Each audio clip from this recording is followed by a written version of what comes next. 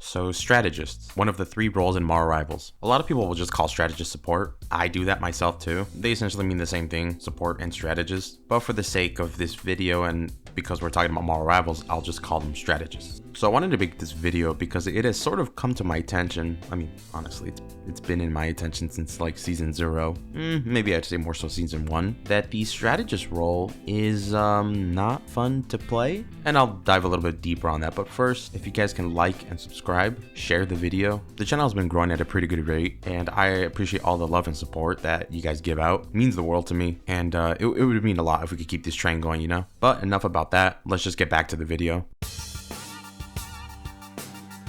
So currently in Mar Rivals, there are 8 strategists. This is all including Luna Snow, Invisible Woman, Jeff, Cloak and Dagger, Ultron, Mantis, Adam Warlock, and Loki. Together they make the 8 strategists that fill that role. So what is the common factor between all these characters in this role? It's healing, right? These characters are made to heal their teams. They're made to heal you.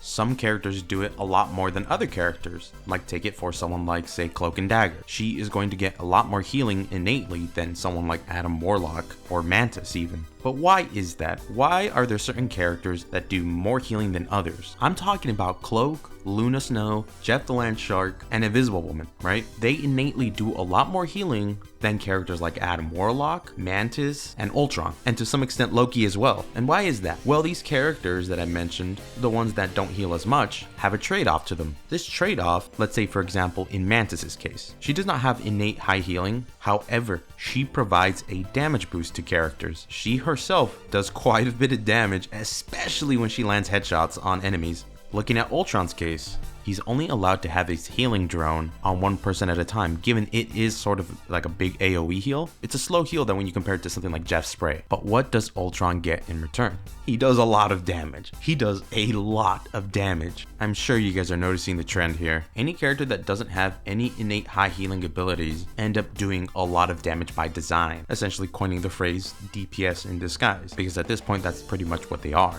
Except Loki. Loki's in a really weird spot in my opinion. Granted, I don't really play Loki myself, but I feel like I barely see him in competitive. Like I remember a few seasons ago, I saw Loki's everywhere, and I know that's because he was like busted, but not to derail on a tangent, I just don't see the guy anymore, and there's probably good reason for that. To any Loki mains watching, for what it's worth, I'm sorry. Anyways, moving on.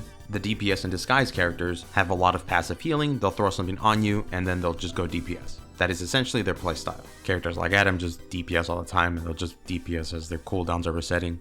Now looking at the other side, which are the people that innately heal a lot more, they seemingly just sort of have to heal bot. I think their kit says it all, that they're usually healing in some way, shape, or form.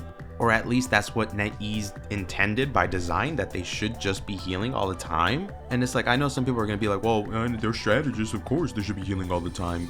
And it's like, I feel like people don't understand that there are more ways to support your team and be labeled a strategist other than healing. Now, I'm not talking about these off healers that are DPS in disguise like Mantis, Ultron, and Adam Warlock. And that is also a problem because all what you're doing on these characters is DPS. And obviously when something is stagnant, it's not fun. Now when it comes to strategists, a lot of people gauge the skill of a strategist based on the amount of healing that they have and the amount of deaths that they have. And to me that poses a big problem when it comes to the role, is that there's very little to sort of skillfully express yourself as a player in the support role than it is with the other 2 roles, DPS and tank. Like when you look at every single strategist's kit, it's usually either for healing or saving yourself.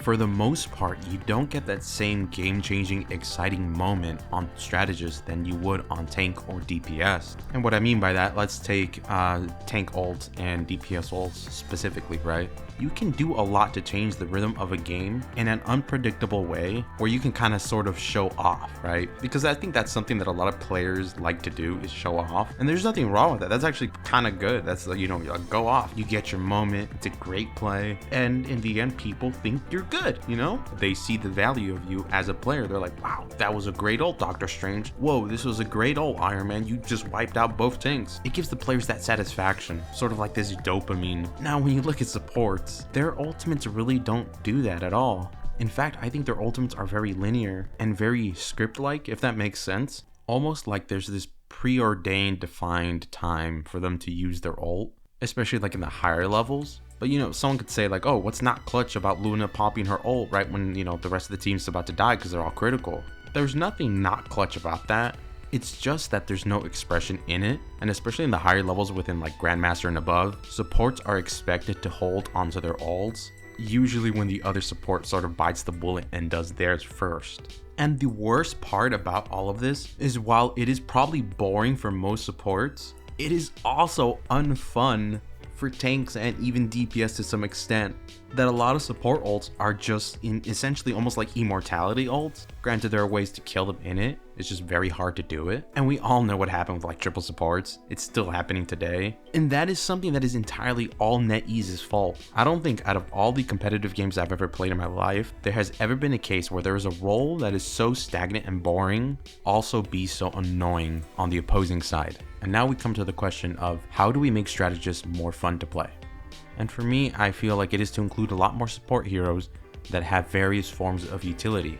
Specifically utility that isn't just healing and isn't just damage orientated. Right now I am talking about speed boost. I am talking about anti-healing. Yes, anti-healing. In fact, before I go further, I actually want to get into anti-healing in terms of a discussion because I have a lot of strong words for the way NetEase has been using that, but I'll keep it short and sweet. So what anti-healing is it reduces the amount of healing the enemy receives by a certain percentage amount. It is something that I feel the game needs. However, there is absolutely no reason why a DPS had to get it first. There is no reason why a DPS had to get it first, a tank second, before a proper strategist gets it. The crazy part is I do expect multiple DPS down the road to get anti-healing of some sort. That ability should not be available to any other role besides strategists. And I know a lot of people might disagree with me here, but that is something that should belong to strategists, yet we're giving it to other roles. Something like anti-healing is the utility strategists need. It would give them so much flavor, so much skill expression, yet NetEase gave it to a DPS first. God forbid more down the line. But man, oh man, let me not get lost in this rabbit hole. Let's just get back to utilities and what forms of it could be added to the strategist role. So we were talking about speed boosts, anti-healing, damage boost, which is already currently in the game, pretty much the only utility you get as a support. And here's one that I think will give you guys a sort of whiplash reaction because of how much it already exists in the game. But there should be utility with overhealth. And I know overhealth. There's a lot of it in the game. I'm looking at you, Bucky. But the current situation with overhealth in the game shouldn't even exist. That should honestly just go away. Like there's no reason for Winter Soldier to use an ability and suddenly he just gets overhealth. Now other utility moves that could be useful for the strategist role is a freaking leash to pull back teammates that just don't stop going forward even though they are outnumbered. Look, I don't main supports, but I can probably tell a lot of you guys are frustrated when you see your Spider-Man or your Black Panther or your Iron Fist, or maybe even your Hulk, your Thing, just constantly push fights that are clearly unwinnable and or are outnumbered to even fight in. Like, wouldn't it be nice to just yank them to safety? It would, wouldn't it? And guess what that would also be? A pretty nice utility move. And who knows, maybe it gives another beneficial effect to the player you're pulling. Anyways, I don't want this video to go any longer, but before I go, I want to address some potential comments that I will get in this video that I'm sure I'd get. And this is the first one. What are you talking about? Supports are so busted. To anybody that says that, you need to rewatch the video again. Or I don't know if you were watching it with your ears shut, but what I have said has nothing to do with whether a role is broken or not. This is about supports being not fun to play and not having a pool of different playstyles in which they can showcase their skills, or proper utility that isn't just heal, heal, heal, or damage, damage, damage. I had other ideas of potential comments that I'm sure will come up, but at this point, I'd just rather end the video. I hope you guys enjoyed the video, and I hope I did a decent job in conveying, necessarily what I want from the strategist role and what I'm trying to say with it all and stuff. But anyways, if you guys can leave a like, share, and subscribe, it would mean the world to me. There's still way more Marvel Rivals content coming. I will have about maybe 2 more videos coming out within the next 3 days, and within the next week or 2, depending on how long it takes to edit, I'll have something special come up, something I'm really excited for people to see. I don't know, I just think it'll be fun. But again, thanks for watching. Make sure again to like and subscribe, and I hope you guys stick around for more Marvel Rivals content. Peace.